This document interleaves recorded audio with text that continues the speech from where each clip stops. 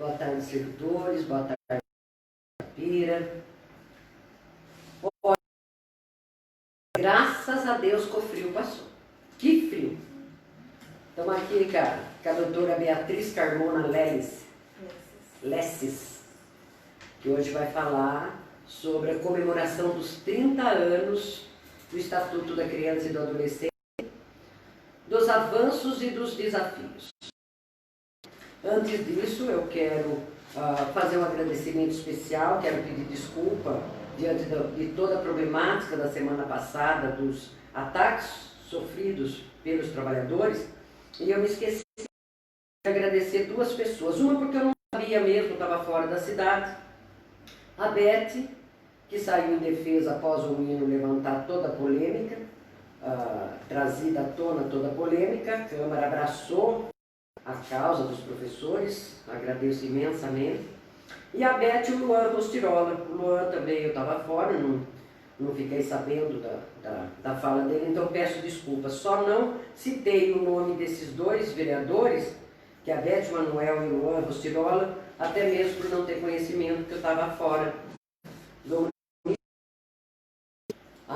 outra coisinha,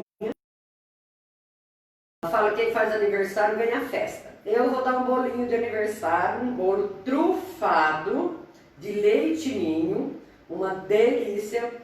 Só não vamos fazer aqui que ele é um pouco demorado, então não vai estar fazendo ele no tempo real dentro do horário da nossa live. Mas o sorteio vai ser após a confecção do que vai ser feito na sexta, que nós não sabemos ainda a culinária, a parte da gastronomia, o que vai ser feito. Se sai alguma coisa, então nem eu ainda sei, porque eles fazem surpresa para mim, eu só como. Eu ainda tentei engordar, né, gente? Então, quem quiser participar, curte a nossa página SSPMI, encaminha para 2 amigos e diga que você participar do sorteio desse bolo e do sorteio surpresa, vocês digam eu quero. Compartilha, curte a página, tá bom? Na sexta-feira, a partir do meio-dia. E nós vamos fazer de surpresa, fora o bolo, porque essas coisas sempre acontecem, a internet que cai, mas já estamos de volta aqui no nosso momento especial. Então eu quero agora estar fazendo o currículo da doutora Beatriz Carmona Lesses, advogada, formada pela FACAMP em 2014, especialidade em Direito Material e Processual do Trabalho pela FACAMP 2018 e em Lei Geral de Proteção de Dados pela FIA 2019. Possui experiência em Direito Empresarial e Societário, Direito Bancário e Propriedade Industrial, Contratos e Trabalhista com ênfase no setor da energia elétrica, construção civil, condomínios e prestação de serviços. É ex-presidente da Comissão da Mulher Advogada da 95ª Sessão da OAB Itapira, integrante do Conselho Municipal dos Direitos da Mulher. Eu tenho visto a atuação dela dentro do Conselho da Mulher. Fantástico, doutora, parabéns. Tem feito uma atuação junto da Delegacia da Mulher no atendimento das vítimas ali no momento, uma vez por semana. Vou deixar ela mesmo falar, que são alguns detalhes, mas quero dar os parabéns. Uma menina nova, né? Um currículo e uma experiência desse porte, parabéns. Né? Outro dia que eu vi você, que a sua mãe, jamais eu poderia imaginar, conheço sua mãe. Né? Então, assim, a gente vê essas meninas lindas, maravilhosas, toda a gente pensa, nossa, as mães, nós estudamos na mesma escola, né? Então a gente vê essa criançada fazendo esse sucesso, se empenhando, né? Do jeito que essas meninas se empenham, porque para chegar num currículo desse, de 2014 para cá, foi árduo, né? Muito árduo. Então, os parabéns. Fica agora a palavra para a senhora, para você fique à vontade para fazer a explanação. Antes, eu gostaria que você falasse um pouquinho sobre o Conselho da Mulher, na atuação que você faz, tanto ali quanto na delegacia. E depois a gente vai abordar ela, né? Ela vai abordar a comemoração dos 30 anos da criança e do adolescente, avanços e perspectiva e desafios. Fique à vontade. Obrigado por esse espaço, pelo convite de falar de um tema tão polêmico e que seja tanta conversa e debate e muitas mudanças. No Conselho dos Direitos da Mulher de Itapira, eu estou aproximadamente 3 anos, a gente se conheceu, acho que lá, né, Cris? E aí é um trabalho árduo e ao mesmo tempo gratificante, porque a gente trabalha políticas públicas para mulheres em situação de vulnerabilidade e a gente consegue dar uma perspectiva para ela, para que ela saia desse ciclo de violência que é tão complicado e que ela consiga espaço no mercado de trabalho, consiga sair daquele ambiente e ver que a vida dela não acabou ali, e que ela não depende tanto do marido e ficar inserida naquele ambiente. O trabalho de atendimento às vítimas na delegacia hoje é feito pela Comissão, né, da Mulher da OAB, da qual eu não faço mais parte, mas as advogadas elas fazem esse trabalho às segundas-feiras, da mesma forma que era feito anteriormente, e o Condinho atua nesse aspecto também, né, auxiliando as vítimas dessa forma. Eu acho que... Qual é o horário de atendimento? Das 9 às 11. Das 9 às 11. Nas segundas-feiras. Independente de ter sofrido agressão e ter ido para fazer um boletim de ocorrência, esse atendimento ocorre lá para atendimento só das vítimas ou no caso de apoio? Isso. O que a gente mais via, pelo menos no período que eu fiquei, é que elas queriam um amparo psicológico, porque muitas chegavam lá, eu não quero fazer o boletim de ocorrência, ele vai mudar, mas ela está tão fragilizada emocionalmente que ela não sabe nem que caminho ela tem que tomar. Então a gente funcionava ali mais até como psicólogo mesmo. O que ela queria era ser acolhida, de alguma forma. E aí depois que ela se sentia fortalecida, aí que ela ia fazer o boletim de ocorrência e entrar, exatamente, com uma ação de guarda, visita. Mas no primeiro momento era esse acolhimento. Legal. Nós vamos estar trazendo a semana que vem essa discussão, pelo menos, nós estamos trabalhando aqui, a equipe nossa está trabalhando pelo menos uma vez por semana, está trazendo para estar abordando esses temas, né? Para fortalecer, porque esse momento de pandemia agora, né? A gente sabe que agravou a situação tanto da vulnerabilidade da criança quanto dessas mulheres. Então a gente vai estar começando a abordar com pessoas que fazem a defesa da questão das mulheres e a violência doméstica. A partir da semana que vem a gente vai estar uma vez por semana trabalhando esse tema. Fique à vontade, querida, para fazer a comemoração dos 30 anos do ECA. Como a Cris falou, em julho desse ano, no dia 13, o ECA comemorou 30 anos. O ECA é a Lei 8.069 de 90. Antes de falar dos avanços e desafios que o ECA enfrenta desde a sua Constituição até hoje, eu trouxe um breve histórico, uma linha do tempo, nesses direitos no Brasil. Então, o primeiro ponto é que em 1726 havia a Roda dos Expostos. O que era isso? As crianças abandonadas para a caridade eram colocadas nessas rodas que ficavam nas santas casas de misericórdia de cada cidade, que elas giravam de fora para dentro. E aí, os pais, né, os responsáveis que não queriam essas crianças, colocavam elas nessa roda para serem cuidadas pela Santa Casa. Então a gente vê que nessa época, adolescente e criança não tinham nenhum tipo de direito e nem proteção. Mais de 100 anos depois, em 1890, houve o Código Criminal da República, que penalizava as crianças de 9 a 14 anos de acordo com o seu discernimento. Ou seja, se eles entendessem que as crianças e os adolescentes cometeram algum delito infracional, eles faziam uma avaliação psicológica nessas crianças, para daí elas receberem uma pena de adulto ou serem consideradas inimputáveis. Nossa!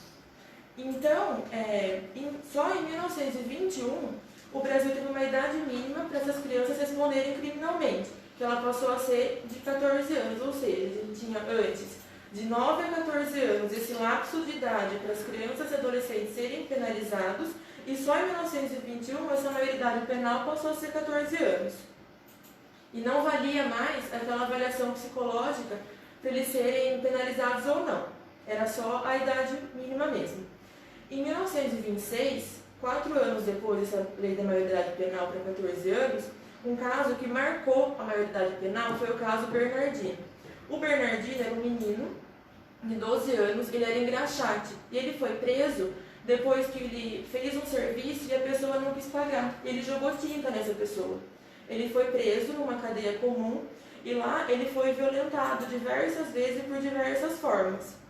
E aí, quando aconteceu esse caso, que tomou uma proporção no âmbito nacional, começaram os debates para terem locais específicos para essas crianças serem penalizadas de alguma forma, porque na cadeia comum não adiantava eles ficarem, que é um debate que discute até hoje. E aí, só em 1927, teve o primeiro Código dos Menores, que a maioridade penal passou a ser 18 anos, como é hoje. Então, assim, teve um avanço de mais de 200 anos para conseguir essa maioridade penal de 18 anos. E, além disso, nesse mesmo ano, algumas normas em relação ao trabalho infantil foram efetivadas, que pessoas menores de 11 anos não poderiam trabalhar e os menores de 14 só se eles tivessem concluído o primário. Durante o regime militar, Durante o regime militar, em 64, os militares criaram a FUNABEM, que é a Fundação Nacional de Bem-Estar do Menor, e as FEBEMs, que é a Fundação de Bem-Estar do Menor. E essa questão da infância passou a ser tratada como um problema de segurança nacional, porque eles ainda viam essas crianças e adolescentes como um problema para o Brasil. Eles não tinham preocupação de educar, de inserir no mercado de trabalho, eles estavam preocupados em punir. Só em 79, a gente teve o segundo Código dos Menores, que é o comecinho do ECA, porque ela estabelece uma proteção integral para adolescentes e crianças. Só que mesmo assim, ele tratava essa proteção de uma paliativa, não resolvia o problema. E aí, só em 88, com a Constituição Federal da República, é que o ECA teve sua base para a criação, que foi os artigos 227 e 228, que eles estabelecem que é dever da família, do Estado, da comunidade, assegurar para criança, adolescente e jovem o direito à vida, à saúde, à educação, ao lazer, à cultura, entre outros. E, finalmente, em 1990, dia 13 de julho, foi criado o ECA, que é a Lei Federal 8.069. Depois da criação do ECA, o Brasil assinou uma Convenção Internacional dos Direitos das Crianças e dos Adolescentes, que é um tratado da ONU, para garantir mais direitos. E, em 2003, o Disque Direitos Humanos, que é o Disque 100, ele começou a ser usado para receber as denúncias de maus tratos e violações de crianças e adolescentes. Quais são as organizações, Beatriz, doutora, que fez todo esse trabalho? Porque sempre tem uma comunidade, uma organização, isso, seja a Pastoral da Criança e do Adolescente, seja a Casa dos Advogados, que sempre tem essas comissões. Aonde começou toda essa organização para conseguir esses avanços até onde está os dias de hoje? Em 85, depois do segundo Código dos Menores, a sociedade civil se uniu em rodas de discussões e debates, e eles votaram a Emenda Criança, que é essa Emenda Criança que deu origem ao artigo 227 da Constituição. E aí, depois disso, antes da Constituição de 88, em março do mesmo ano, foi criado um fórum para defender esses direitos. E aí, que culminou na Constituição, e daí a criação do ECA. Então, assim, em linhas gerais, a sociedade civil se organizou, porque eles viam que o problema não podia ficar daquela forma, os menores sendo punidos e levados para a instituição que não socializa, que não educa, só piora a situação, porque a gente vê que hoje eles vão para a Fundação Casa, né, que é a antiga FEBEM, mas muitas vezes eles saem piores do que eles entraram, porque lá eles não têm meios para que ele consiga se socializar. Ele acaba aprendendo e passa a replicar aqui fora. Ao passo que o objetivo dessas instituições não é esse, né? É muito pelo contrário. Assim, só um minutinho ao pessoal que está nos assistindo, nos acompanhando, muito obrigado. Viviane, Silvana Moreira, a Doda, o Adriano Marquioreto, o William, parabéns, um sindicalismo de vanguarda, Janete, boa tarde, a Melissa, parabéns pela iniciativa, Beatriz, excelente explanação. Gente, dá um joinha, encaminha para 2 amigos, curta a página e diga eu quero, que vai ser o sorteio do nosso bolo e agora eu não sei, já falei, né? Vai ser surpresa na sexta-feira, o que for feito na culinária vai ser sorteado também. Então dê um joinha, passa para 2 amigos e curta, eu também diga eu também quero, tá bom? Pessoal que acompanha direto, vai passando. Sexta-feira, meio-dia, é o horário do nosso sorteio. Doutora? Então, Cris, aí em 2014 teve a lei da palmada, que foi a lei que condenou a violência moral, física, psicológica na educação. Então, por essa nova lei, a criança e o adolescente, ele tem direito a ser educado e cuidado sem uso de castigo físico ou tratamento cruel e degradante. Então, passada essa linha do tempo dos direitos das crianças e adolescentes no Brasil, agora falando mais especificamente do ECA, o que ele propõe? Ele propõe que criança e adolescente é sujeito de direito e obrigação. Ele não está mais como sendo tutelado. Hoje, ele tem deveres e obrigações, como qualquer outro cidadão. Para o ECA, a criança é aquele até 12 anos de idade incompletos, enquanto que o adolescente é aquele entre 12 e 18 anos de idade. O principal mandamento do ECA é a proteção integral ao adolescente e à criança. E, na minha visão, ele está estruturado em 2 princípios fundamentais. Um deles, né, é que as decisões que se relacionam ao menor têm que considerar os seus interesses, suas vontades e seus direitos. E quando essas garantias não são respeitadas pelos pais ou responsáveis, o Estado deve intervir para o bem-estar deles serem garantidos. E o outro princípio fundamental é tratar os direitos da infância e juventude como prioridade absoluta, ou seja, eles estão em primeiro lugar. E essa proteção integral, ela diz respeito ao direito à saúde, à educação, à liberdade, ao respeito, à dignidade, à convivência familiar e à convivência em comunidade, que é tão importante. E além disso, o ECA também dispõe sobre os direitos do adolescente e da criança em relação à educação, à cultura, ao lazer e à proteção do trabalho. Eu trouxe... Deixa eu fazer uma perguntinha só para mim não me perder. Que tem alguns princípios, né? A integridade física, a lei da palmada. Me fala uma coisa, né? A lei da palmada. Eu lembrei muito bem, uma época que eu trabalhava, teve um menino que quando começou a comemorar o Estatuto da Criança e Adolescente, liga no conselho, não pode bater, eu lembro que a mãe dele trabalhando, sabe aquelas crianças danadas? Que toma aquelas palmadas na bunda, ele liga e denuncia a mãe, uma moleque, seus 10, 11 anos, né? Nós estávamos trabalhando, aparece lá o conselho tutelar com essa colega, entendeu? Foi assim e ficou, nossa, mas uma palmada, isso não é espancamento. Agora eu quero ver, isso passado quanto? Mais de 20 e poucos anos atrás, né? Como que você vê está mantendo a lei da palmada? Porque eu vi vários psicólogos já hoje, né?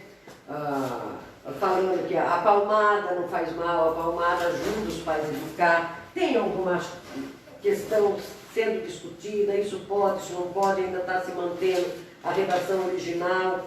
Então, o que eu acho que está acontecendo hoje, a redação original está sendo mantida, e quando, nesse caso, o Conselho Tutelar é chamado, eu vou falar depois, mas o Conselho Tutelar não é um órgão jurisdicional, ou seja, ele não julga nem aplica nenhum tipo de punição. Quando tem uma denúncia, a função dele é ir atrás dessa denúncia e ver se procede ou não procede. E se ele vê que é um caso de espancamento, não ficou só ali na palmada, ou passou do limite, vamos dizer assim, aí ele consegue aplicar alguma medida para tirar aquela criança ou adolescente daquela situação de vulnerabilidade e colocar numa outra instituição. Agora, assim, é difícil a gente definir, né? Se só um tapa não é uma agressão, ou foi só um tapa, ou não, passou do limite. É uma situação que a gente fica assim, meio que na corda bamba. Mas por enquanto a redação original ela é mantida. Mais uma questão. A gente vê hoje muito as crianças, vamos assim dar uma tratada aqui dentro do município, sendo aviãozinho, né? E tem assim dentro do município que você conhece, que eu estou falando sincero, não conheço, desconheço. Algum trabalho, alguma política pública para tentar sanar esse problema dessas crianças ser o aviãozinho? Você conhece algum município, algum lugar que faz esse trabalho de prevenção para essas crianças não ser aviãozinho? Não conheço, Cris. Não conheço. O que a gente acredita, né, muito na educação, que uma criança inserida no sistema educacional, ela tem mais possibilidade de se tornar uma adolescente melhor, uma que vá para uma faculdade, que ensina no mercado de trabalho. Agora, se essa criança não tiver condição nem de chegar à educação, isso vai acontecer. Ela vai virar aviãozinho porque o mundo da criminalidade ele se torna mais fácil e mais vantajoso para ela. Aí eu não tenho condição nenhuma, mas assim, alguém me ofereceu R$100 para fazer um trabalho, eu não vou. Eu não tenho nada que me é proporcionado para eu ser nessa situação. Então ele acaba vendo uma vantagem, né, nessa situação e acaba sendo um ciclo vicioso. Foi o que a gente discutiu muito a semana passada, onde houve uma revolta generalizada dentro da educação, e a gente hoje retoma de novo que tudo passa pelo processo educacional desse país. Sim. A formação dessas crianças, a educação também de casa e a parte educacional pedagógica é que vai transformar esse país. O que é aviãozinho? Doutora, a senhora esclarece o que é aviãozinho para os seguidores? Eles não entenderam, então está tendo essa pergunta. Aviãozinho é aquele que faz o trabalho entre o traficante de droga e o consumidor. Então, quem faz esse trajeto, vamos dizer assim, é chamado de aviãozinho. Certo. A Rosineire, boa tarde, Cris. Boa tarde, Rose. A Janete, tamo junto, Cris. Já compartilhei no Face e também já disse, eu também quero. Obrigado, Janete. Boa sorte. Viu? Bom, vamos falar das conquistas do ECA. Ui, esse eu gosto. Foi triste, gente. Gente, para chegar, você vê, foram décadas praticamente, né, para conseguir chegar agora nos avanços que a doutora vai estar explanando. Isso é sociedade organizada, ajudando a defender políticas públicas voltadas, seja ao segmento que for, seja do negro, da criança, da adolescente, das mulheres. A sociedade faz parte, ela tem por obrigação de se manifestar. Hoje nós não podemos sair dentro de casa, né, doutora? Porque agora nós voltamos para a faixa laranja. É um momento de isolamento, mas passando esse momento, você obrigatoriamente você tem que fazer parte da conquista, porque só consegue isso daí com manifestações populares, com organizações que fizeram grandes discussões para chegar onde chegou. Bom, uma das conquistas que eu vejo do ECA foi a criação do Conselho Tutelar, que é um órgão autônomo, como eu já falei. Ele não tem interferência da Prefeitura, nem da Câmara Municipal, nem do próprio Judiciário ou Ministério Público. Ele também não é jurisdicional, ou seja, ele não tem o poder de julgar nem de aplicar sanções contra os casos de violação ou maus tratos. Ele é composto por 5 membros eleitos pela comunidade por um mandato de 4 anos. A última eleição foi em 2019 e o mandato dessa atual gestão começou em janeiro de 2020 e vai até janeiro de 2024. E a próxima eleição vai ser no final de 2023. A sua missão é representar a sociedade na proteção e garantia dos direitos das crianças e adolescentes contra qualquer ação ou omissão do Estado ou dos pais responsáveis que resulte na violação ou uma ameaça de violação desses direitos estabelecidos pelo ECA.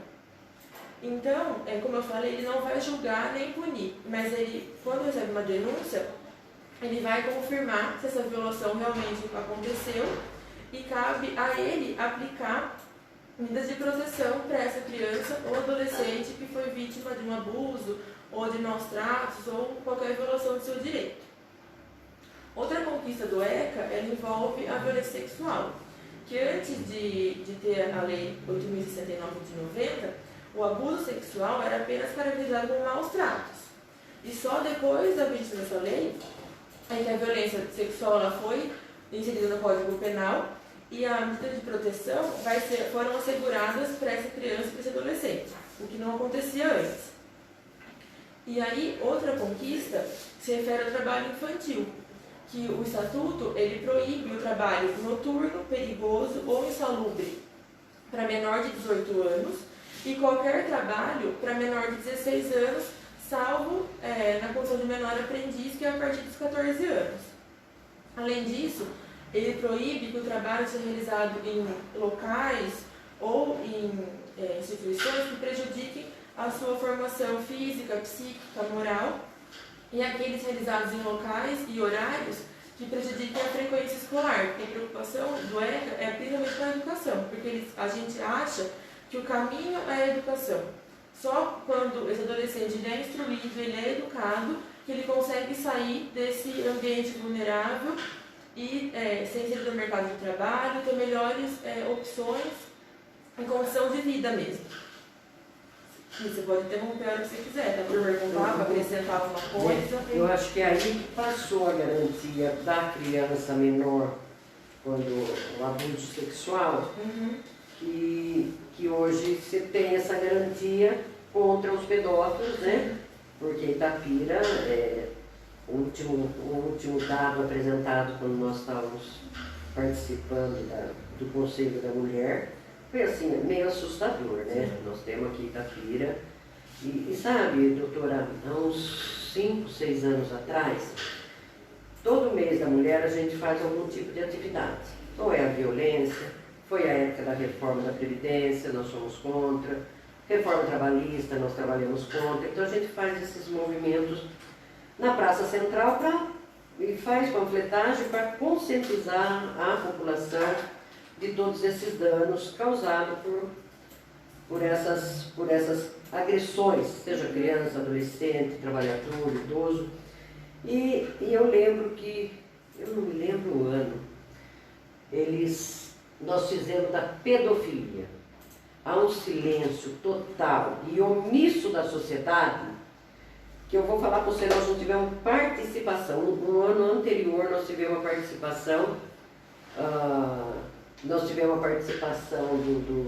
da sociedade assim maciça, várias organizações do município participaram. Quando foi fazer a discussão da pedofilia, houve uma omissão. Então, assim, a análise que nós tivemos naquele momento foi: eu não quero saber do problema dela atrás daquela parede, eu não vou me envolver. Então, houve uma omissão da sociedade, isso há anos atrás.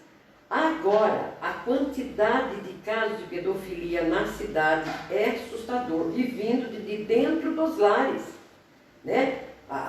Essa criança sofrida, isso são dados daqui, não estou falando de fora não, nós estamos falando daqui. Essas crianças que sofrem abuso sexual é dentro da casa, do convívio, né, doutora? Então, conseguiu-se para ser penalizado, mas ainda falta a sociedade também participar, em gritar, em ajudar a salvar essas crianças. Tendo em vista esses noticiários dessa semana daquela menina de 10 anos, foi abusada durante muitos anos pelo próprio tio e engravidou. Então, gente, se quem sabe ou estava ali do lado pudesse estar fazendo esse alerta, avisando, né, doutora? Sim. Tem só uma perguntinha, essa é uma pergunta, eu gostaria que a senhora, se você pudesse, eu falo senhora, né? Desculpa, é uma criança, né? Boa tarde. Vocês tocaram no ponto que eu gostaria. As crianças precisam de educação, mas o que fazer com que os pais ou responsáveis que acham que a educação cabe só à escola, seria fundamental ressaltar que as crianças e seus pais têm direitos, mas também têm deveres? A senhora responde essa pergunta? Depois a gente faz a outra.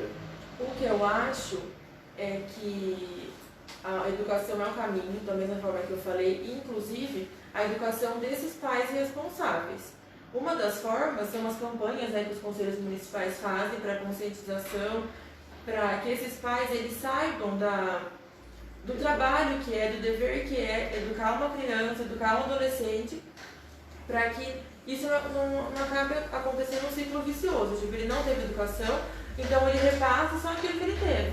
E aquela criança vai repassar aquilo que recebeu, e assim sucessivamente. Por isso que as políticas públicas de cada município são super importantes e é conscientizar tanto as crianças, que elas têm também deveres, não só direitos, e esses pais, que eles têm da mesma forma. Porque, sobe um pouquinho a pergunta, por favor. Vocês tocaram no ponto que eu gostaria, as crianças precisam de educação, mas o que fazer com que os pais ou responsáveis se acham que a educação cabe só? Acho que a doutora já respondeu, né?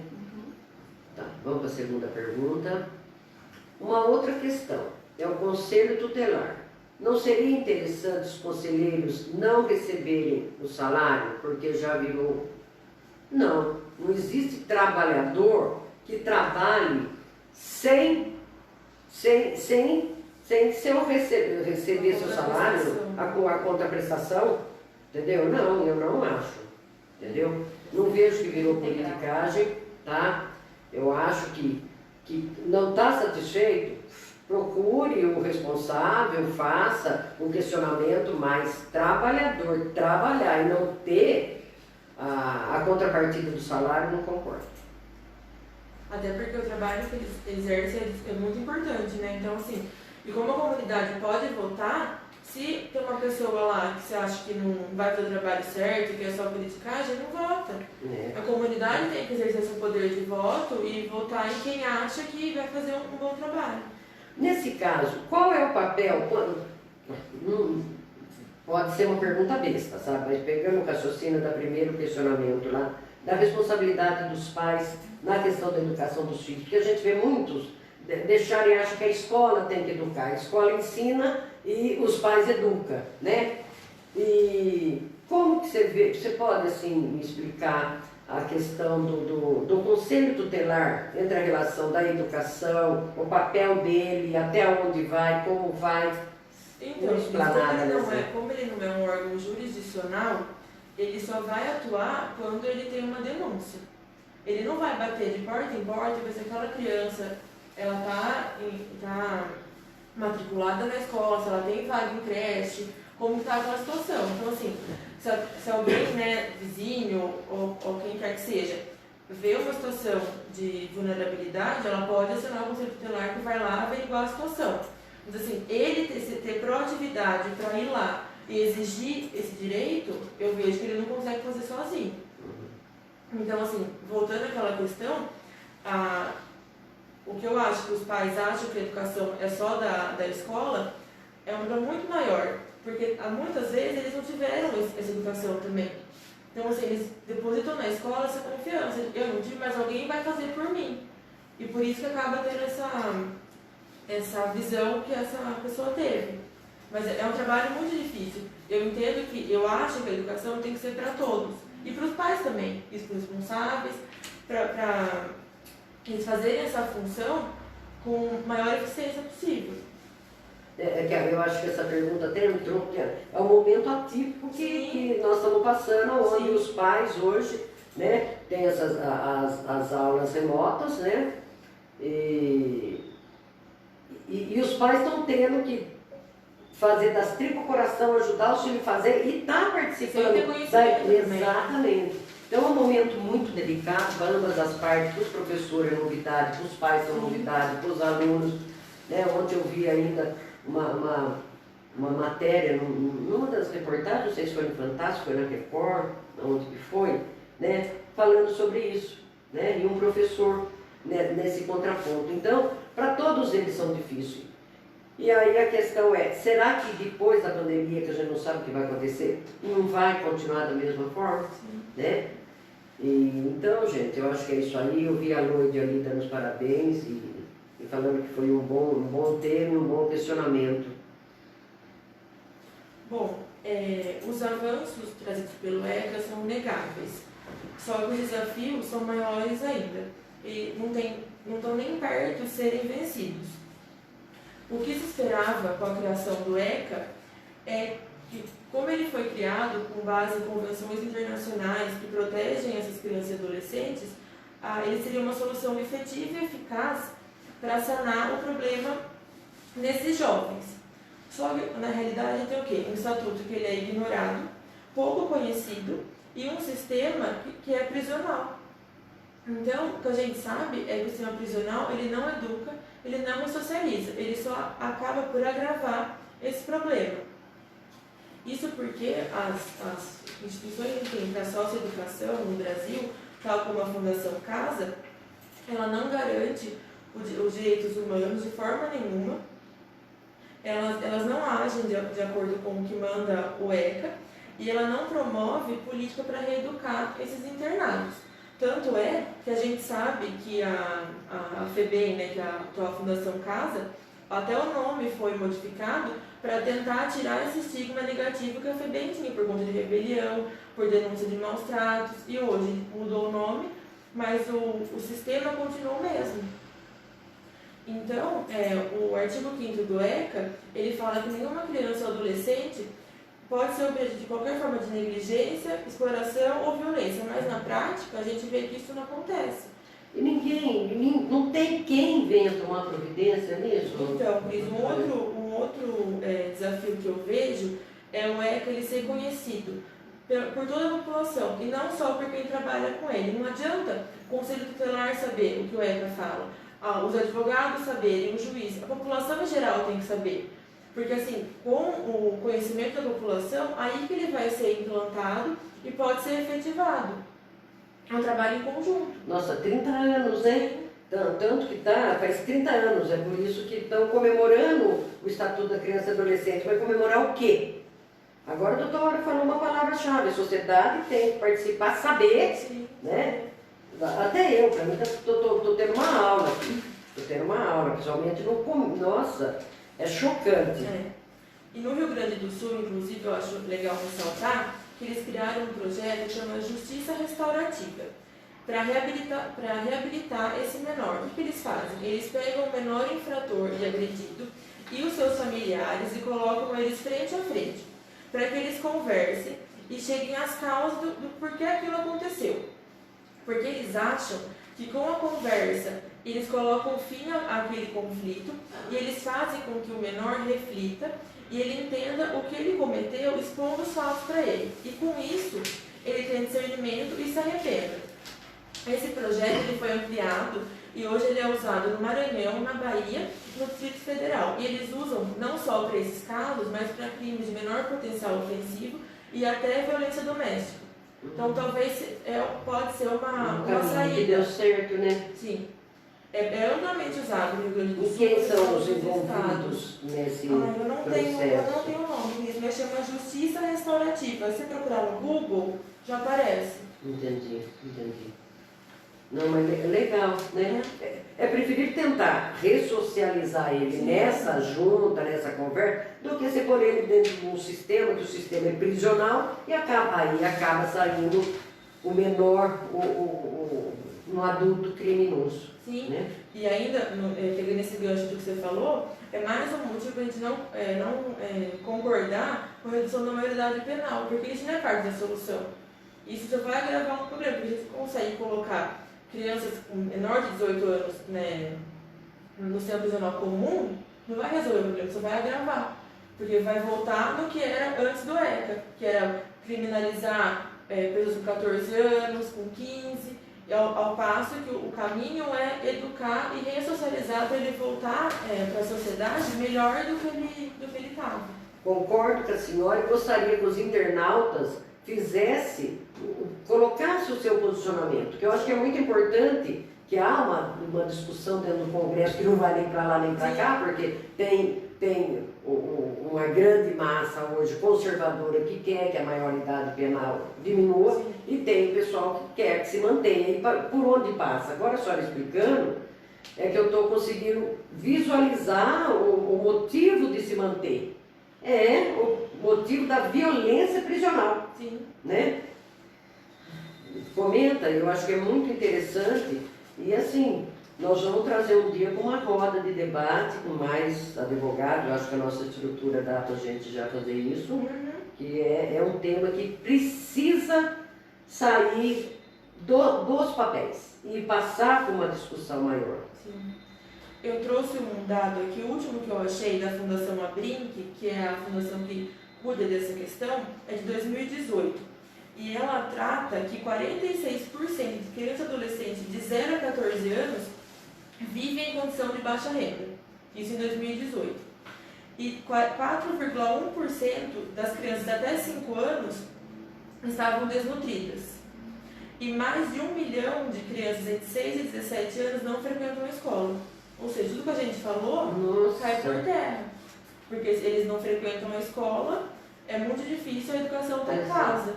Então, acaba que não soluciona o problema. Eu estou assustada. É preocupante mesmo. É muito preocupante. E comemorar os 30 anos do ECA, né? Naquilo que eu falei de tornar o ECA conhecido, não só por quem trabalha com ele, mas pela população em geral, o que a gente tem é o desafio da sua efetiva aplicação, com o Estado oferecendo recursos necessários para que isso aconteça. Então, para acontecer isso, a gente tem que ter gestores sensíveis e comprometidos com essa causa que é da infância e juventude, e que eles destinem recursos públicos para isso, para que políticas públicas sejam adequadas e implantadas. A gente conversou de começar, tem que sair do papel o projeto. Só colocar ali e ter gente envolvida com boa vontade, infelizmente não adianta. A gente precisa de recurso para colocar isso em prática. E isso que você fala seria a divulgação, a prevenção. Essas campanhas que os conselhos fazem, de conscientizar, fazer as pessoas entender, como a gente fez com a violência doméstica, fazer um cartaz que as pessoas saibam o que o ECA preconiza, quais são os direitos, os deveres, o que eles podem fazer em caso de violência, porque a população não sabe. E o desconhecimento gera ignorância, né? E aí só agrava essa situação que a gente está vivendo. Porque o que acontece é que a sociedade ela não entendeu a importância de destinar os recursos para essas políticas públicas, porque eles acham que isso é um gasto. Só que, na verdade, isso é um investimento. Porque tem que se investir em educação. Por exemplo, um adolescente internado numa fundação de socioeducação, como a Fundação Casa, ele gera por ano de 9 mil a 14 mil reais. Enquanto que uma pessoa inserida na escola, ela gera um gasto de 4 mil reais. Então não é mais barato colocar na escola do que numa fundação casa. A economia é de quase 10 mil reais por menor infrator. Quando a gente fala no caminho à educação, acaba sendo melhor ele estar inserido na escola do que depois pensar o que vai fazer com ele uma vez que ele cometeu um ato infracional e vai ser internado. E vai voltar muito pior para a sociedade na hora que pôr ele na rua. Sim. Gente de Deus, é assustador, viu?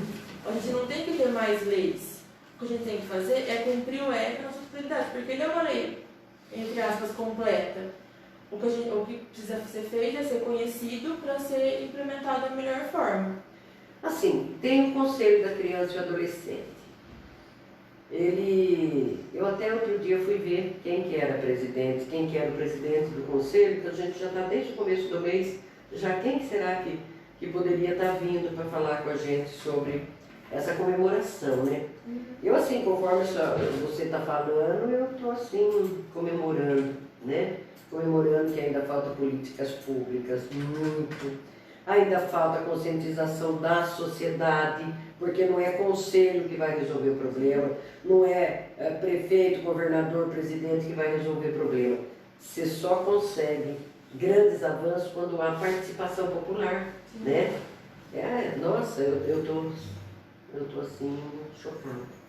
Esses dados eu acompanho questões estatísticas na questão da mulher, né, que a gente faz. Mas essa é muito assustador. E essa participação popular é importante porque a gente fala, tem que falar dessa questão. Mas não é na minha casa, não é no meu convívio, então eles que a gente lava as mãos, mas isso não pode acontecer, porque é um problema da sociedade em geral. Olha, a Janete Boldo, ela está falando que deveria criar uma cartilha e entregar para os pais que fizerem adesão ou quando forem matricular seus filhos. Né? Começa a sociedade a participar da sugestão. Então a participação popular, que você está falando, né? É muito importante para o avanço do fim dessa marginalização desse estado prisional dessas crianças. Sim. Inclusive, uma outra forma é ampliar as vagas em creches para as crianças na primeira infância. Eu peguei uma pesquisa também de 2018 da OCDE que fala que 70% dos jovens entre 15 e 19 anos estão matriculados. Então, esses outros 30% é uma quantia considerável. Eles estão fazendo o quê? Eles estão na rua, eles estão sem uma formação, muitas vezes fazendo trabalho informal, trabalho degradante, ou mesmo na criminalidade. Outro problema do Brasil por ele ser um país de dimensão continental, a desigualdade ela é gritante. A gente fala de um estado como São Paulo, que é melhor desenvolvido, tem mais acesso à educação, à informação, ainda assim é muito difícil, mas a gente pensar na Amazônia, no Acre, a situação é muito mais alarmante. E nessas regiões, o acesso à educação, à informação e nem a internet às vezes chega. Então, como a gente pode ajudar, sendo que a gente não consegue nem chegar até lá? Isso é um problema, acaba gerando exclusão, essas pessoas ficam à margem da sociedade e a gente sabe aonde isso vai dar, né? Naquele ciclo vicioso que a gente já comentou diversas vezes. E um outro problema que a gente está enfrentando agora é que com a pandemia, né, do coronavírus, essa preocupação com a adolescente e a criança aumenta, porque eles estão em casa, eles estão sem a escola, eles estão isolados, e aí aumenta o risco de abuso sexual, de violência pela família. E a escola, querendo ou não, os professores, pedagogas, elas conseguem identificar se aquela criança sofreu algum tipo de violência ou não, e daí denunciar, tentar proteger de alguma forma. Agora, em casa, como você vai chegar? Como você vai saber se está acontecendo isso ou não? Então, é uma outra preocupação que a gente tem que pensar, inclusive com a crise econômica, né, que vai ser deflagrada com a pandemia. Eles vão ter que trabalhar, essas crianças e adolescentes. E é um problema que a gente também acaba não pensando, né, só numa situação como essa. Gente, a situação é pior do que a gente podia imaginar, né? A gente fica assim, no dia a dia, corre atrás disso, corre atrás daquilo, tal, às vezes a gente faz de sonso, é bem essa palavra, né? Eu faço de sonso, pelo menos eu não preciso me envolver, eu não preciso participar, não é comigo, é com o vizinho, quando está lá com o vizinho. Só que esse vizinho pode amanhã ou depois, o filho desse vizinho se tornar um marginal e você passar a ser vítima dele. E isso por omissão nossa mesmo, né? Olha, eu não me abalo muito fácil, né? Porque tem tantos anos que eu estou nessas lutas, mas essa me deixou muito chocada pelos dados, né, que você tem. Itapira, que hoje você não tem, creche você tem, né, mas você tem a questão do aviãozinho, que já muito acentuado. Itapira é uma cidade muito forte nessa questão do uso de droga, dos pontos. Nós temos muita saída dentro da cidade. Uma vez eu participei de uma discussão, muitos anos, da questão de segurança, tem muita saída da cidade, então é fácil, é um lugar de muito fácil a questão da droga, e é onde eles pegam essas crianças que passam esse aviãozinho. Eu conheci criança que era troco de tênis. Tênis da moda, ele passava a ser aviãozinho.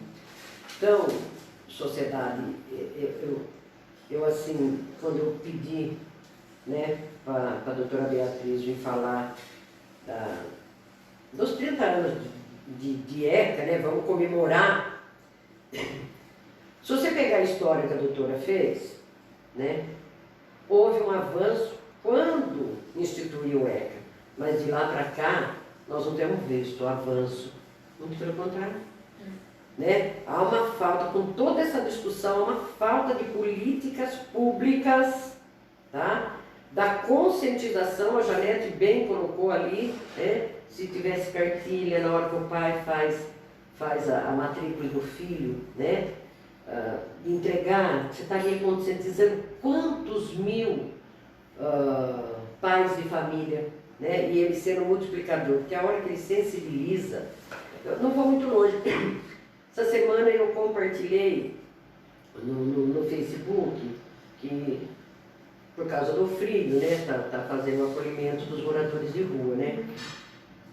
Gente, o que houve de sensibilidade ali, de compartilhamento, e todo mundo pensando em ajudar esses moradores de rua para onde ele tem onde ir por causa desse frio. Então tem uma sociedade que se sensibiliza. Mas a partir do momento que ela é provocada. Se ela não for provocada para essa discussão, eu não creio que nós teremos, num espaço curto de tempo,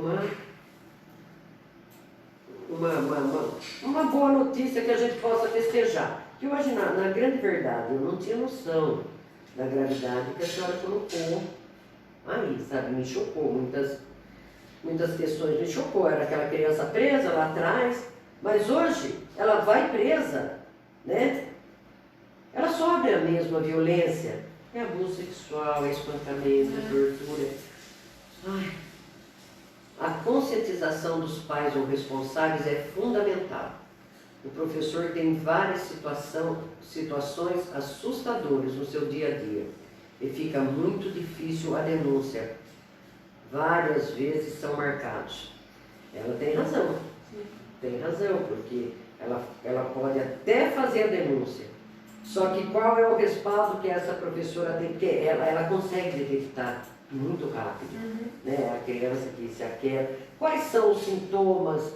Como que essa criança, a senhora tem como assim, definir como que acontece, quando há o abuso, como que essa criança lida?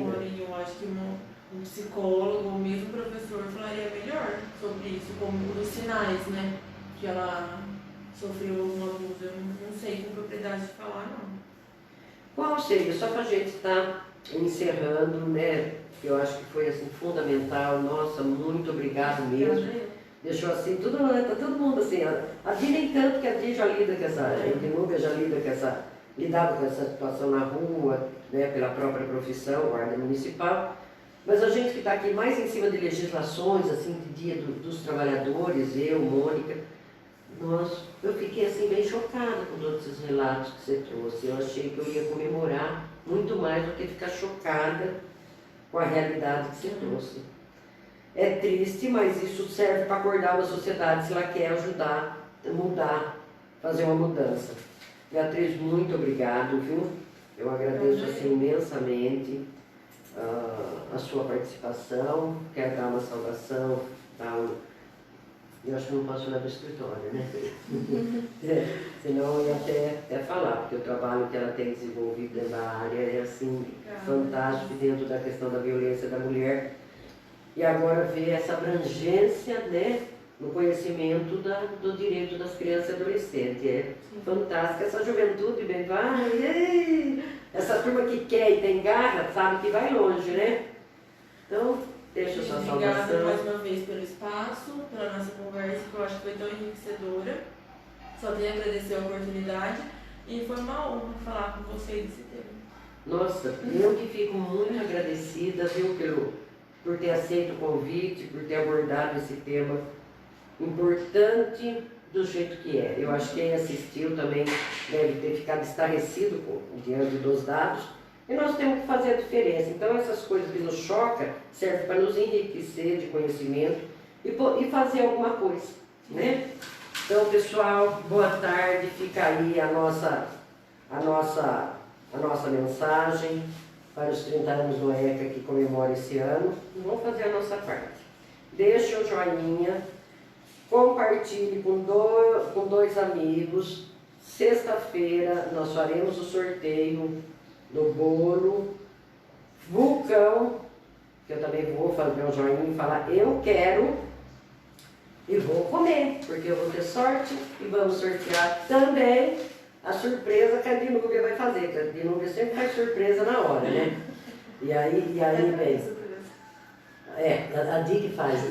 Coisa rápida. Você vê, rápida. Gente, coisa de 2 minutos. Uma hora que você vê, está pronto. Eu, com toda a idade que eu já tenho, né? Amanhã eu faço aniversário, viu? Meu Deus, fica velho. Além do eu quero, deixo parabéns. Muito obrigada. Sorteio. Gente, muito obrigada. Boa tarde e até amanhã.